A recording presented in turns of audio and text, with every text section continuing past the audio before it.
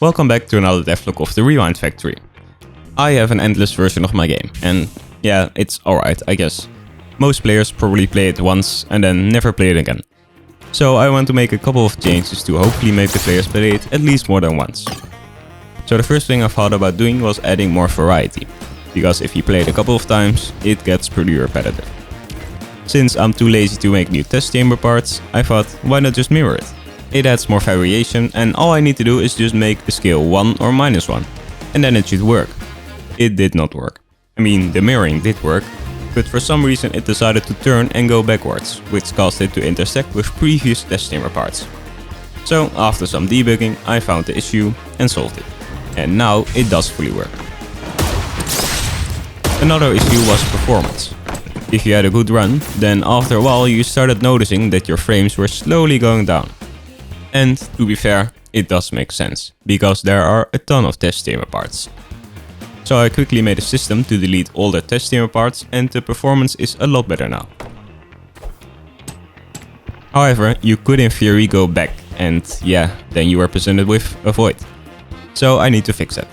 And yeah, what better way to fix it than by making a barrier that kills you when you touch it, am I right? Yes. And the barrier slowly follows you, so you need to constantly move if you don't want to die. In the beginning it moves pretty slow, but the further you get, the faster it becomes. Oh shit. If you get far enough, the barrier moves pretty fast and there's not a lot of room for mistakes anymore. So you need to be fast and careful. So I guess that makes Endless a bit more fun. I hope. But I'm not done yet, because there is still something lacking. Currently, if you play Endless and you unfortunately die, then you have to respawn and you start over. And most importantly, you have no idea what your score was. Since I have this beautiful endscreen for all the normal test chambers, I thought, why not just make a new variant of it, but for Endless. So that's what I did. Except I just modified it, since making a new one was way too time consuming. The endscreen now shows your score instead of your time, so that's nice. And now I only need to make the medals work.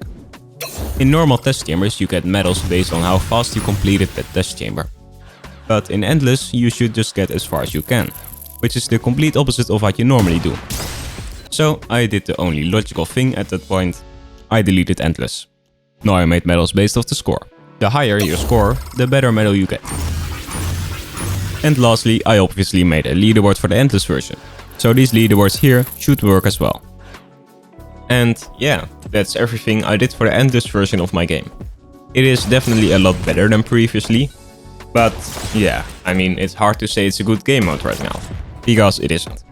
And that's because despite the new changes, players will probably still play it like only once or twice, as the game mode is just not really interesting to play for a long time.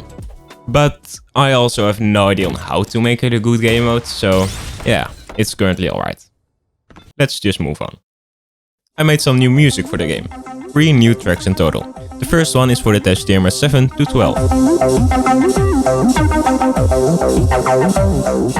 And then in test chamber 12, when you go outside of the test chambers, you'll hear the second one.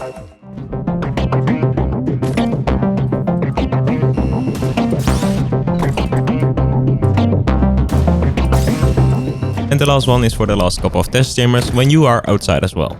I've had an idea in my head for quite a while now to sort of make dynamic music.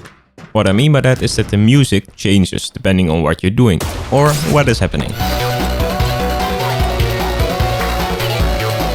I guess that the simplest form is that when you go faster, you'll hear more layers of music. So yeah, that's exactly what I did as well. I made this song, or well, song, it's just more ambience, but it has 3 layers. And then in Real I can use this new tool called Meta Sounds to mix them based on the variable. In this case the player's velocity or speed. And I also added this effect. I mean, I have no idea what it does, but it sounds better, so I'm keeping it. Then in the player's code I update the speed variable, and then in game it sounds something like this. I think it's really cool.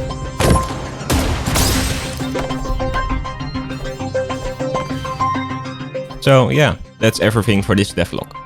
The game is coming out pretty soon, so if you want to get notified when it's released, you can wishlist the game. It's free and it helps me out a lot. Anyway, thanks for watching.